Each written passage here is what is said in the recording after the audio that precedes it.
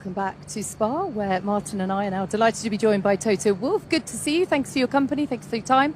How do you reflect on that session? Obviously limited running on a sprint weekend. Fourth and sixth, your drivers pretty decent out there. Yeah, have we been fourth only? I thought we were second. Well, you were the fastest on the mediums. Yeah, I thought we were closer. Right at the end. Right at the end. So I missed Lando and Max popped. Right at the end, better. Lando and Max popped the lap in. Okay. Well, I look a bit stupid there. Yeah, I left the garage 2 minutes to the end. Yeah, with the medium, it's correct. It's very difficult to judge because both drivers didn't like the hard tire, and that's probably going to feature on Sunday. And on the medium, it was good. We saw Kimi locking up 2 or 3 times. What was that problem all about?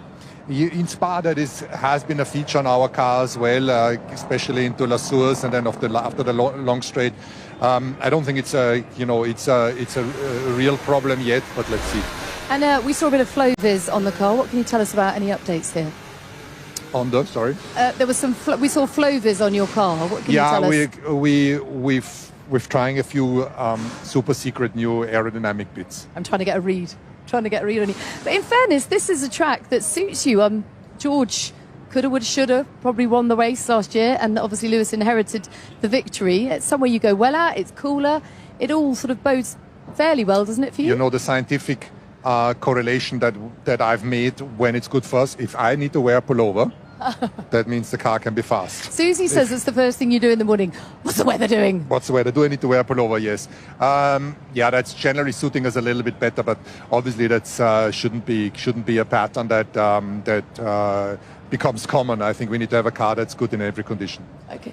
So is this the last Grand Prix that George and Kimi are driving for you in Spa, or will they be with you next year? No, there's the largest of probabilities, if not, nothing is 100%, that this is going to be the lineup for the next year. Now, of course, we do need to therefore bring it back to the big news, which is Christian Horner's departure from the F1 paddock. Are you going to miss him? In a way, yes. You know, he was one of the main casts. First of all, I don't think he's gone forever. I think he's going to pop up in some kind of other function. Where do you think? Well, I need to be careful. He could be rocking up in the FIA, and then I'm really in the shit. So you never know. Yeah, but you look at it from the main protagonist. He was somebody that was controversial, that was polarizing, and not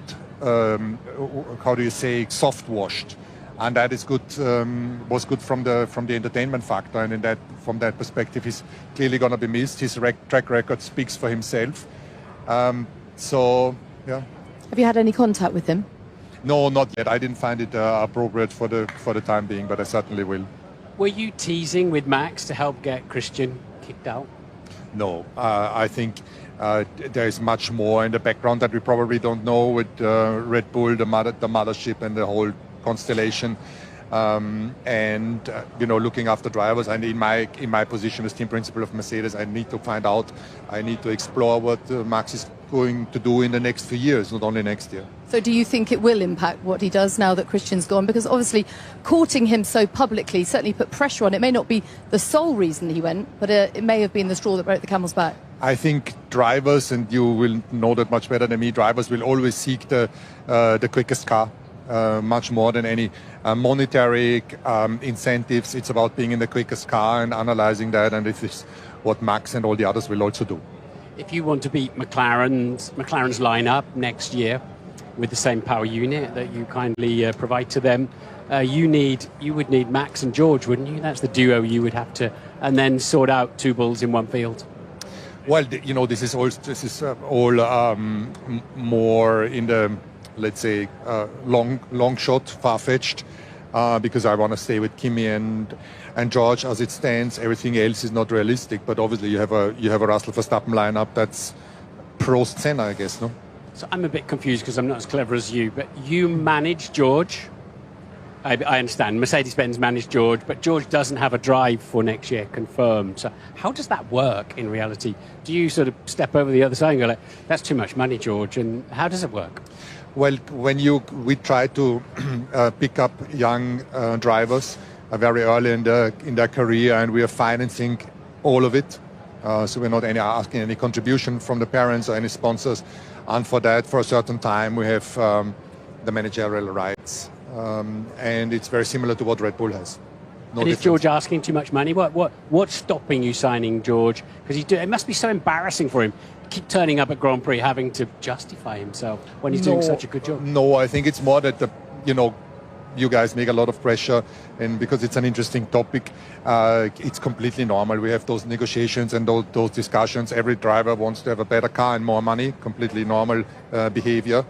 And that's not going to be the crucial point. But do you think George perhaps brought it out into the open about you're having conversations with Max because he wanted to expedite this process, because he felt the pressure to?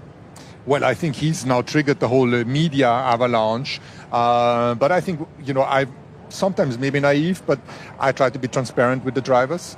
And I said to him, listen, I have the obligation of exploring what Max is going to do in the next few years.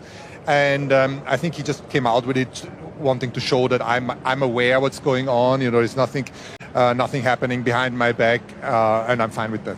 Do you think holding George's feet to the fire a little bit about contracts is making him drive better? No, he as a driver, he's so mature and stable that I don't think that makes any difference on performance. On the contrary, I would wish to have him in a safe place a little bit earlier. We haven't managed to do that now, but I'm optimistic that he's going to sleep well over the summer break. Now, another driver that you manage is Valtteri Bottas. What can you tell us about his future? We see some cheeky little Cadillac-related posts. What chance of him going there? Yeah, that was quite funny. My opinion is he deserves a drive. I think we have the best third driver in reserve that you can imagine. If some of our guys eats a bad fish, I know Valtteri is going to be on the pace. His mentoring of Kimi is really astonishing. How Kimi takes it on board and Valtteri does it in the right way. You can see him upstairs, looking at the overlays and giving Kimi driving line tips based on the onboards from the other drivers. So losing the best third and reserve, but he merits to have a full-time drive, and I'm happy with him if he were to achieve that. So the word in the paddock is that Mercedes are acing the 2020, this super complex car we have next year, that you're probably ahead of the game. Is that your understanding? Is that your feeling? Yeah, the moment you think that you're going to be caught out massively, and I don't know where we are. We've set ourselves targets and we're coming along, but the energy game, the combustion engine, pure grunt, we don't know where we are relative to the others.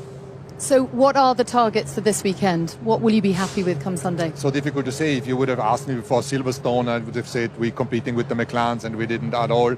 Obviously, we made some mistakes. So be in the top group, race in the front, compete for a podium, that would be good. Great stuff. Thank you for your company. I do need to apologise for some bad language that you used earlier, though. Oh, he's off, isn't he?